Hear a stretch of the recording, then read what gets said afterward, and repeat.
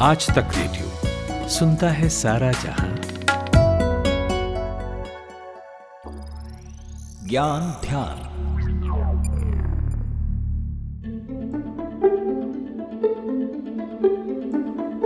हमारे एक दोस्त हैं, बुझे बुझे से रहते थे, न दीन के थे न दुनिया के।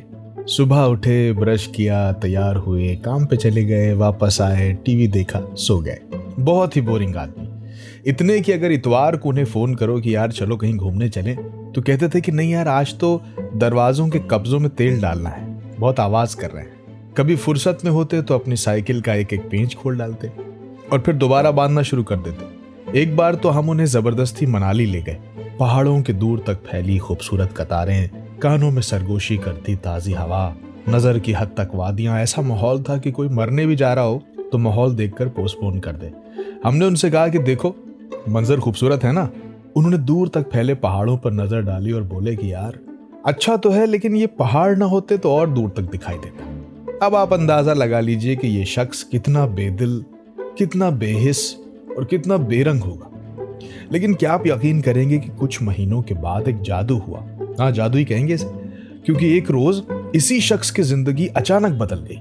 अचानक मोहम्मद रफी सुनने वाला रफ्तार को सुनने लगा। कमर झुकाकर चलने वाला ये आदमी सीना तान के चलने लगा।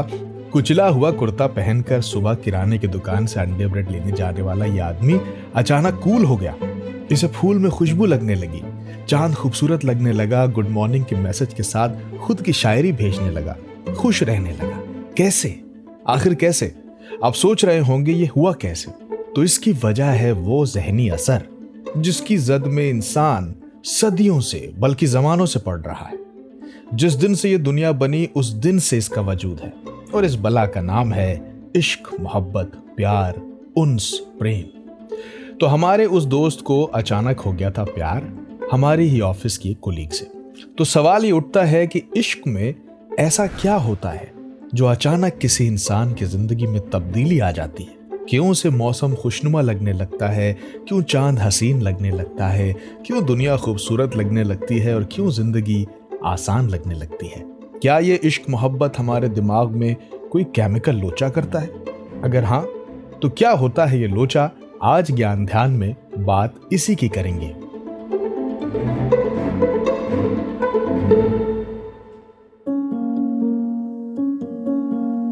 नमस्कार, मेरा नाम है जमशेद कमर सिद्दीकी। इश्क के साइकोलॉजिकल कनेक्शन पर पहले भी बात हो चुकी है। तमाम संस्थाओं ने इस बारे में रिसर्च की है और सबने इसमें अपने अपने तरीके से बहुत सारी थ्योरीज को साबित किया है। हमारे बड़े बुजुर्ग यूं ही नहीं कहते थे कि इश्क में आदमी का दिमाग फिर जाता है, आदमी मजनू बन जाता है और न काम का रहता है न काज का। इन पुरानी कहावतों को नई रिसर्च ने साबित किया है। उन्होंने बताया है कि आखिर कैसे इश्क का एहसास किसी इंसान के दिमाग में ऐसे पॉजिटिव बदलाव करता है कि उस आदमी को दुनिया की हर शय में खूबसूरती, पॉजिटिविटी, अच्छाई दिखने लगती है। उसे कला में दिलचस्पी होने लगती है। वो प्रोडक्टिव भले ना हो लेकिन कंस्ट्रक्टिव बहुत हो जाता है। प्यार होने पर या उस शख्स के करीब आने पर दिमाग खुद ब खुद ये तय करने लगता है कि सब अच्छा अच्छा है, सब हल्का हल्का है, फील गुड है।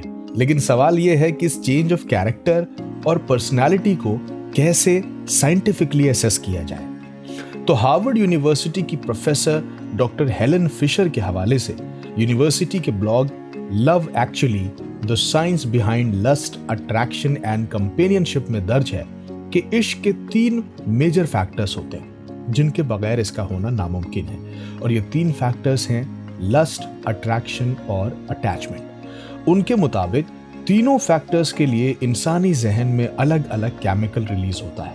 लस्ट के लिए टेस्टोस्टेरोन और एस्ट्रोजन, जबकि जब आप किसी से अट्रैक्ट होते हैं तो उसके आसपास होने पर या उसके बारे में सोचने पर डोपामाइन, नोरिपाइफ्रीन और सीरोटोनिन केमिकल रिलीज होता है, जिससे मन खुशी महसूस करता है। इसके अलावा जब किसी शख्स के साथ रिश्ता पुराना हो जाता है, आपको उसकी आदत हो जाती है, दूर होने पर मन उदास होता है, इस प्रेम के लिए जो केमिकल बदलाव होता है उसके लिए जिम्मेदार है ऑक्सीटोसिन और वासोप्रेसिन। इसके अलावा लव की बायोलॉजी पर सबसे मशहूर किताबों में से एक the new psychology of love किताब, जिसे 4 writers Robert Sternberg, Karin Sternberg, Arthur Aron और जेनिफर टॉमलिंसन ने मिलकर लिखा है, उसमें यह बात जाहिर की गई है कि प्यार के ये फैक्टर्स सिर्फ रोमांस वाले प्यार में ही हो ऐसा जरूरी नहीं है। ये ममता के तहत भी आते हैं। माँ की ममता भी बच्चे की अच्छाइयां ही देख पाती है। उस समय नेगेटिव थॉट्स कहीं गहरे दब जाते हैं। उस वक्त ब्रेन की गतिविधियां कुछ ऐसी होती हैं जैसे रोमांटिक कपल की होती है। तो शॉर्ट में कहें तो आप जब किसी को अंधा प्यार कर रहे होंगे तो इसमें आपके दिल का नहीं बल्कि फितूर आपके दिमाग का होगा। और ये फितूर एक दूसरे के बारे में ज्यादा सोचने से भी होता है। ये माना गया है कि अगर कोई शख्स किसी दूसरे की गैर मौजूदगी में उसके बारे में सोचेगा तो उसके उस शख्स से इमोशनली कनेक्ट होने के चांसेस ज्यादा होंगे। इसको ऐसे समझिए कि टीवी पर जो विज्ञापन आते हैं, आपने कभी सोचा कि एक ही विज्ञापन थोड़ी थोड़ी देर के बाद बार बार क्यों आता है? इंफॉर्मेशन तो एक बार में मिल जाती है, दूसरी बार में वो कुछ नया तो बताता नहीं, फिर वही विज्ञापन बार बार क्यों आता है? क्यों? ताकि वो प्रोडक्ट और वो ब्रांड आपके जहन में छप जाए और आप उसके बारे में सोचें, और सोचने से आप उससे इमोशनली कनेक्ट हो जाते हैं। हमने इस विषय पर काफी रिसर्च की और पाया कि इस बारे में दुनिया में काफी कुछ लिखा जा चुका है, और इस रिसर्च में हमारे सहयोगी सूरज हमारे साथ थे। तो आइए सुनते हैं इस सोचने के नियम के बारे में सूरज ने क्या पाया। देखिए जमशेद, ऐसा है कि मनोवैज्ञानिक मानते हैं कि जिस चीज़ या शख्स के बारे में हम बार बार सोचते हैं या देखते हैं उसे हम इमोशनली कनेक्ट हो जाते हैं। एक मशहूर साइंस जर्नलिस्ट हैं, निकोला जोनस नाम है उनका, ब्रिटिश कोलंबिया में रहती हैं। सेपियंस नाम से एक पॉडकास्ट भी आता है उनका।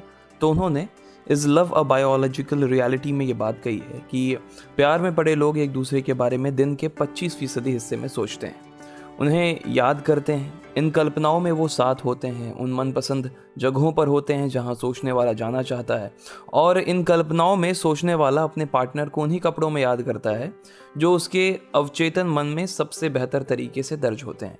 यानी जिस प्यार को हम आम जिंदगी में सिर्फ एहसास का खेल समझते हैं, दरअसल जमशेद उसके पीछे एक पूरी साइंस है। किसी को देखकर दिल धड़कना, हाथ कांपना, आंख की पुतलियों का बड़ा हो जाना, हमारे फिल्मों में इन संकेतों को बहुत खूबसूरती के साथ गानों में पिरोया गया है, और इसलिए हम इन बातों को ज्यादा लिटरेरी समझते हैं और कम साइंटिफिक, जबकि हकीकत यह है कि ये ज्यादा साइंटिफिक है। और इनकी वजह है बायोकेमिस्ट्री के फील्ड में एक बहुत ही जाना माना नाम हेलन फिशर, जिनका जिक्र हमने पहले भी किया। उन्होंने यूनिवर्सिटी ऑफ न्यू जर्सी की एक रिसर्च थी, उसमें उन्होंने इस टॉपिक पर लिखा है कि हम एक प्रायरी वोल सोसाइटी में रहते हैं। प्रायरी वोल सोसाइटी वो होती है जिसमें सेक्सुअल रिलेशनशिप बनाने वाली दो एंटिटीज लंबे वक्त तक और कभी कभी मौत तक साथ रहती हैं। वो एक दूसरे पर अधिकार रखती हैं। उन्होंने मेटिंग के बारे में क्या बताया, ये बता रही हैं हमारी साथी खुशबू कुमार। हाँ जमशेद, तो हेलेन फिशर जो है वो एक जाना माना नाम है इस रिसर्च फील्ड में, और उन्होंने ये बात साबित की है कि मर्द और औरत एक दूसरे से जब अट्रैक्ट होते हैं जिसकी वजह से उनमें एक ख़ास तरह का केमिकल रिलीज़ होता है, लेकिन ये एक चक्र बन जाता है क्योंकि अट्रैक्शन से जो केमिकल बनता है और जब वो मेटिंग करते हैं तो उनके मिलने से एक और केमिकल रिलीज़ होता है जमशेद, जो उनके इमोशनल बॉन्ड को मजबूत करता है। यानी इस रिसर्च में ये साबित हुआ है कुल मिलाकर कि दो एंटिटीज़ के फिजिकल होने से भी ये बॉन्ड और ज़्यादा मजबूत होता है। प्यार को लेकर जितने भी इमोशनल भ्रम अब तक हमारे जहन में थे वो टूट रहे हैं। लेकिन ऐसा नहीं है कि हम ये कह रहे हैं कि प्यार में कोई रूहानियत नहीं है, वो भी है, लेकिन दुनिया में कोई भी चीज़ बिना लॉजिक के नहीं होती, और यही बात हम आज समझा रहे हैं। चलते चलते एक बात और समझा देते हैं। तमाम लोग कहते हैं कि उन्हें अपने पार्टनर के साथ होने पर एक अजीब सा सुकून मिलता है। इसकी एक वजह तो ये है कि किसी के पास होने से आपको एक सेंस ऑफ सिक्योरिटी मिलती है, या उसे खोने का जो डर होता है वो कम हो जाता है। लेकिन इसमें एक वजह महक की भी है। हम सब के जिस्म से एक महक निकलती है और हमारे जहन हमारे पार्टनर की महक को लेकर रिएक्ट करता है।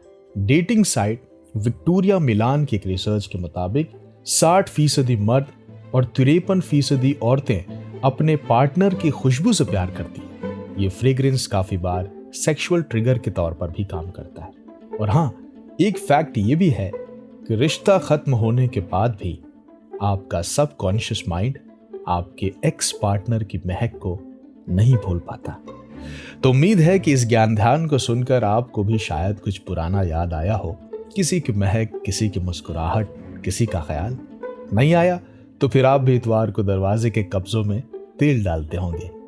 उम्मीद मत हारिए, प्यार की साइंस तो आप जान ही गए हैं, हो सकता है बहुत जल्द ये आपके लिए हकीकत बन जाए।